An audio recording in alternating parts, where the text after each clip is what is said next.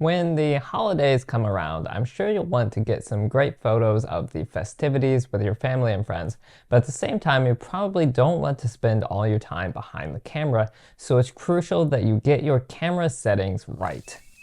I think that this is an excellent lens. Hello everyone and welcome back to my channel. My name is Emma and professionally I'm a software developer, but in my free time I love landscape photography and making related videos here on YouTube.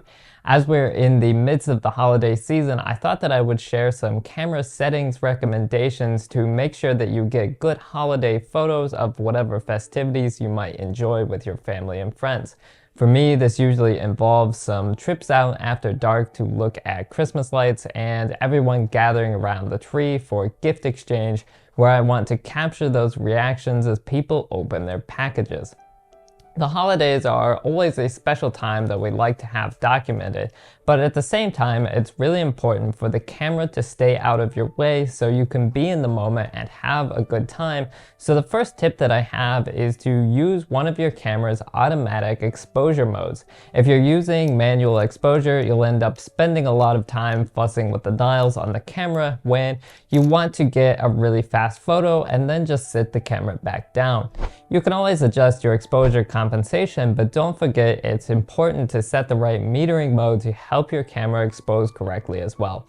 I have a whole video about metering modes, but for general use, I'd use the matrix metering, while if you're shooting a lot of pictures of people, I'd actually switch to a spot metering with the focus on their face to make sure the subject is correctly exposed.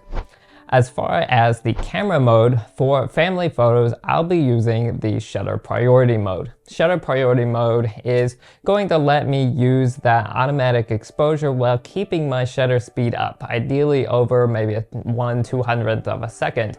It can be hard to keep a high shutter speed in low light, but for a family gathering, you want to make sure that you still get sharp images even if your subject is moving, so I'd recommend turning up the ISO as needed to keep that high shutter speed. Now for photos in very low light, such as an outing to look at Christmas lights, I'll shoot in aperture priority mode with a fast prime so I can use the widest aperture possible, hopefully somewhere around f2 or below.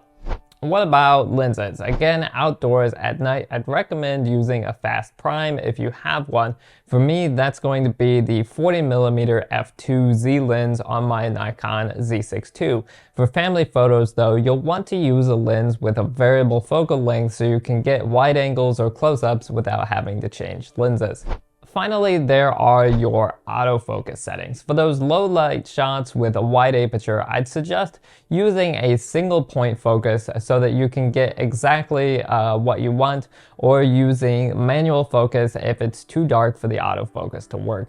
For family photos, you'll want an autofocus mode that lets you quickly focus on everyone's faces. For me, on the Z6 II, that'll be the eye autofocus. Eye autofocus or face detect autofocus, often combined with a spot metering at that focus point on the face, is a feature that I love about mirrorless cameras. It takes all the thought out of focusing for a portrait and lets me just snap shots really quickly, which at a family gathering is really what I want. Fast shots of the festivities and then to be able to put the camera down and enjoy the day.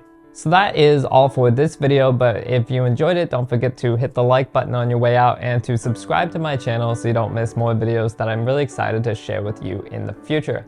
As always, thank you so much for watching, happy holidays, and I will see you in the next one.